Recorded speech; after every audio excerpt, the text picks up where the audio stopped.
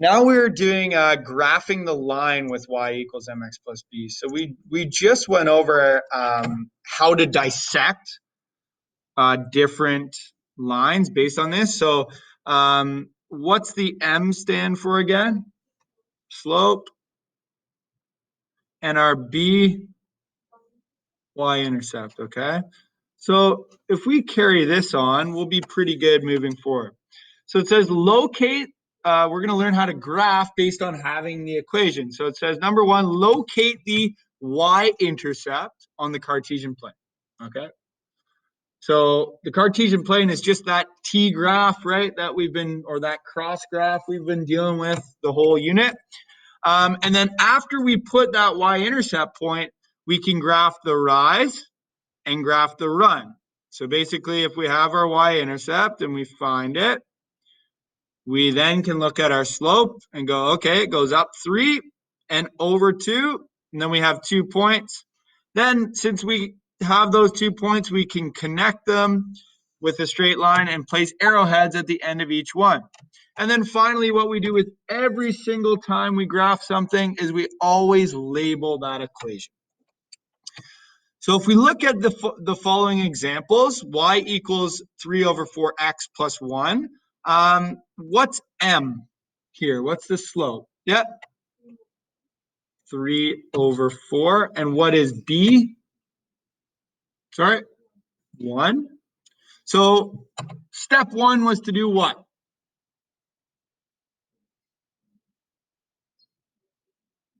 So say that just a little louder there at the back. Which is 1, right? So we would put 1 on our y-intercept, okay? So we have that point. We'd put 1 on the graph.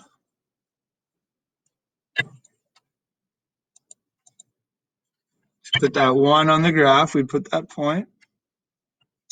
And then it says use our rise and our run. So what's our rise here based on the slope? Yeah, and what's our run?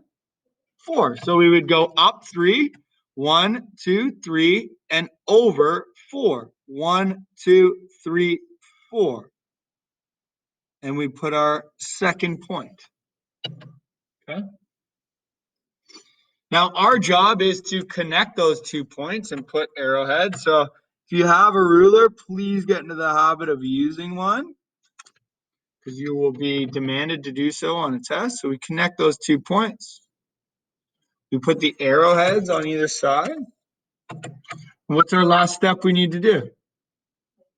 Label. So what would we label it?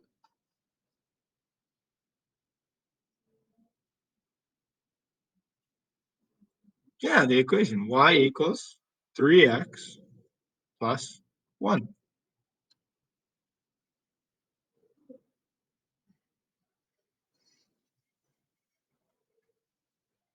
Y equals 3x plus 1. Okay.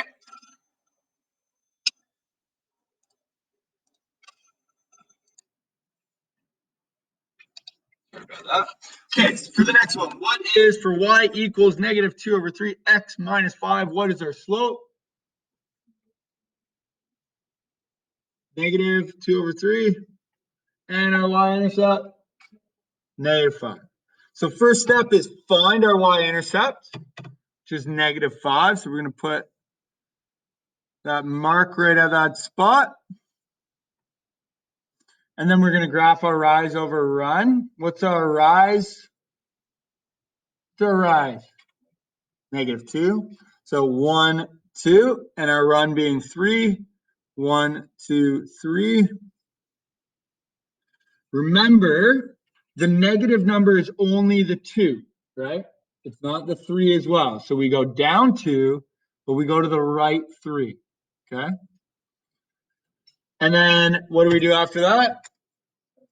Yeah, we connect those 2 points. Oh boy. Sorry, excuse that first line.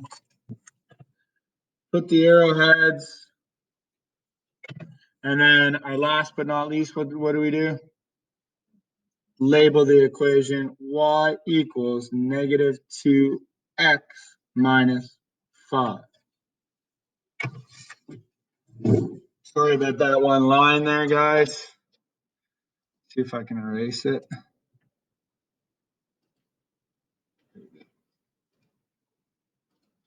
Okay. All right. Last but not least, what do we got to do? Yep. Yep. So we go through the two numbers. What's our m or our slope? -2. And our y-intercept, 8. When we graph this now, we have 8 is our point we're going to put on it. So 8, that first point. And then we find our rise over run with -2. So here's an interesting one that we haven't gone over yet. Whenever you have a whole number, and we wrote it as a fraction or rise over run, it's always over 1. Okay, so just like if we wrote a whole number, if we had the number 8, that as a rational number would be 8 over 1. Okay, because 8 goes into 1 8 times, therefore we have 8 wholes. In this case, -2, we had it over 1, it goes in 2 times, -2 times. So in this case, our rise is going to be -2, so we're going down, and we go over 1 to the right. We connect those two dots. Place the arrowheads. What am I missing? What am I missing? What's the last step, my friend? Y equals, what am I labeling it?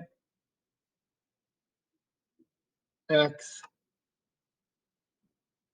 So